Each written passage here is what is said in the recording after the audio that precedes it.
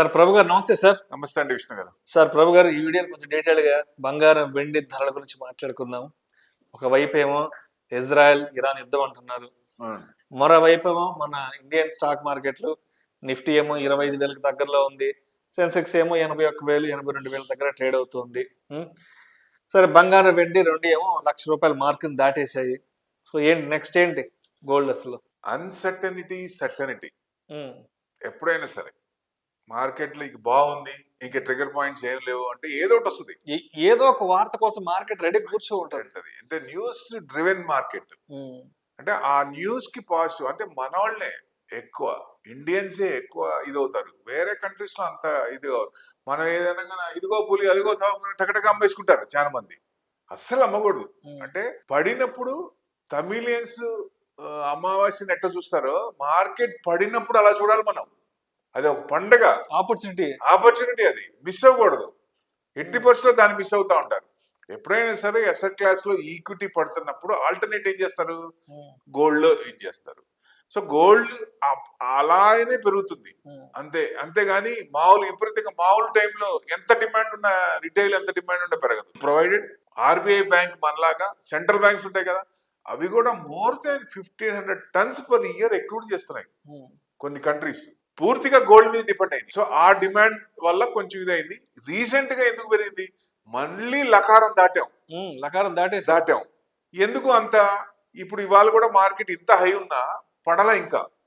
ఎందుకంటే equity market బాగున్నప్పుడు చిన్నగా తగ్గుతూ ఉండాలి. అంటే వాలటాలిటీ ఇండెక్స్ ఇంకా తగ్గలేదు. సో మార్కెట్ అంత ఇదైనా కొంచెం పడలేదు కాబట్టి ప్లస్ లో ఉంది. గోల్డ్ కొంచెం 102 పాయింట్స్ నామినల్ మైనస్ లో ఉంది.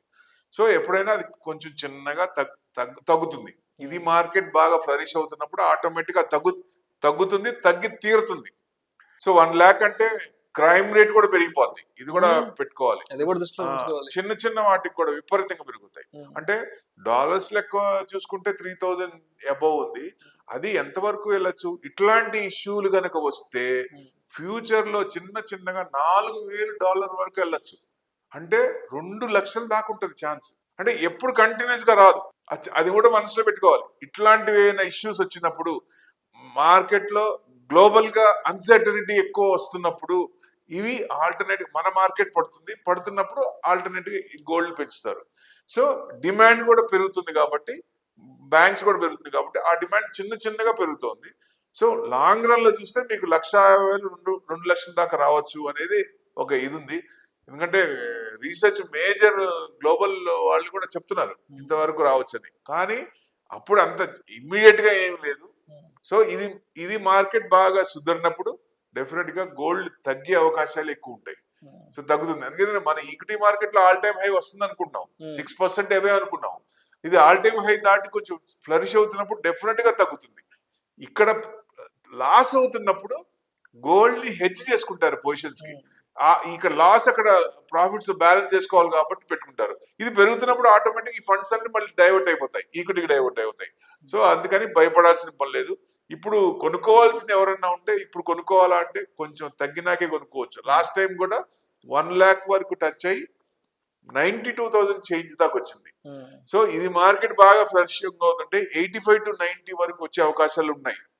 తగ్గదు, కిందకి తగ్గదు అనే ఛాన్స్ లేదు. కానీ ఇన్వెస్ట్మెంట్ పరంగా గోల్డ్ ఉపయోగం లేదు, దాని మీద ఎక్కువ రిటర్న్స్ రావు. ఎందుకంటే ఈ సంవత్సరం ఎప్పుడు ఏమైనా రిటర్న్స్ ఇచ్చినాయి.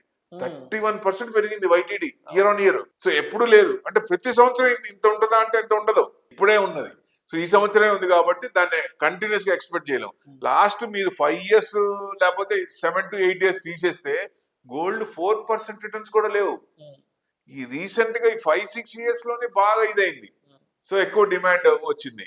సో దాని వల్లే పెరిగింది. కాబట్టి ఇన్వెస్ట్మెంట్ పరంగా గోల్డ్ కంటే ఏది బెస్ట్ కమోడిటీస్ లో అంటే సిల్వర్ బెస్ట్ అంటారు. నేను సిల్వరే బెస్ట్ దీనికి. అంటే యూసేజ్ పెరుగుతుంది కాబట్టి అది మనం ఎక్కువ ఇప్పుడున్న డిమాండ్ కంటే డబల్ అయ్యే ఛాన్స్ ఉంది.